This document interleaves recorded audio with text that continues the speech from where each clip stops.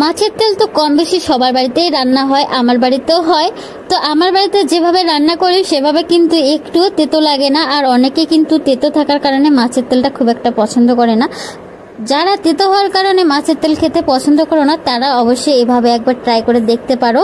আশা করি তোমাদের ভালো লাগবে, কারণ এইভাবে রান্না করলে একটুও তেতো লাগবে না। তো বন্ধুরা, কেমন আছো তোমরা সবাই? আশা করি ভালো আছো, আর আমরাও ভালো আছি। চলে এলাম একটা নতুন রান্নার রেসিপি নিয়ে। তো দেখো, প্রথমে আমি একটা ফ্রাই প্যান বসিয়ে দিয়েছিলাম। প্যানটা গরম হয়ে গেছে, তো আমি এখানে পরিমাণ মতো তেল দিয়ে দিয়েছি। আর আমি এখানে সর্ষের তেল ব্যবহার করছি। আর এখানে দুটো মতো পেঁয়াজ ছিল মিডিয়াম সাইজের, তো পেঁয়াজ দুটো আমি কুচি করে কেটে দিয়েছি। আর সাথে ছিল কাঁচা লঙ্কা। কাঁচা লঙ্কাগুলো আমি ডুমডুমো করে কেটে নিয়েছি। আমি এখানে দুটো কাঁচা লঙ্কা দিয়েছি, কারণ আমি ঝাল খেতে খুব একটা পছন্দ করি না। রান্নাটাতে কিন্তু একটু তেল বেশি ব্যবহার করছি, তোমরা পরিমাণ মতো করতেই পারো, ঠিক আছে? তো আমি কিন্তু আমার স্বাদের জন্য একটু বেশি করে তেল দিয়েছি। আমার এই রান্নাটাতে তেল বেশি হলে খুব ভালো লাগে খেতে। তো বন্ধুরা, এখন আমি এখানে দিয়েছি স্বাদ মতো লবণ আর হলুদ। তো প্রথমে আমি পরিমাণ মতো হলুদটা দিয়ে নিয়েছি, আর লবণটা এখন আমি দিয়ে দিলাম।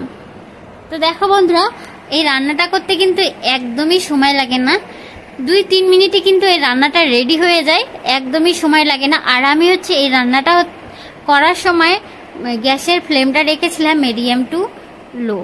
তো আমি কিন্তু এই পুরো রান্নাটা মিডিয়াম টু লোই করেছি, কারণ বেশি ভোল্টেজে রান্নাটা করলে মাছের তেলটা কিন্তু পুড়ে যাওয়ার সম্ভাবনা থাকে।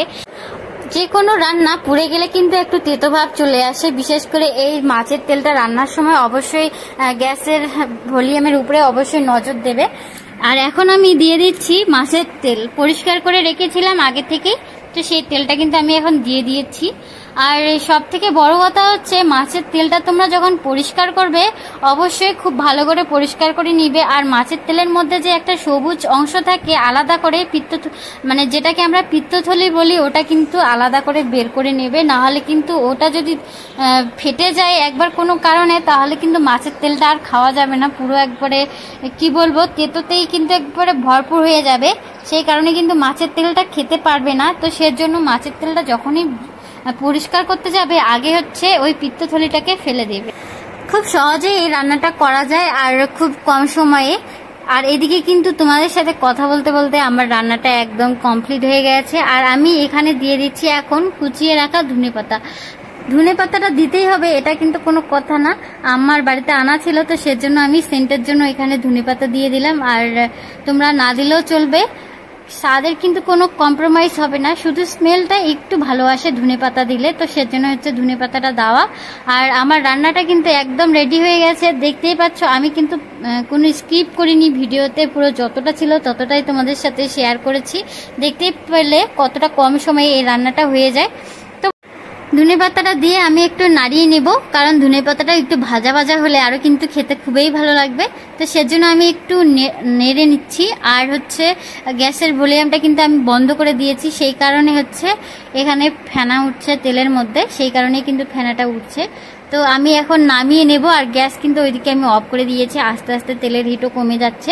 এখন আমি একটা বাটিতে মাছের তেলটা নামিয়ে নেব, আর সার্ভ করে তোমাদের সাথে শেয়ার করব।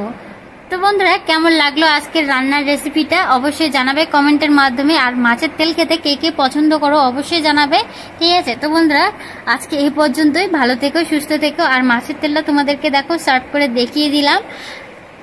সবাই ভালো থেকো, সুস্থ থেকো। অনেক অনেক ভালোবাসা সবাইকে। আজকের মতো বিদায় নিলাম, টাটা। সবাই ভালো থেকো, সুস্থ থেকো, বাই বাই।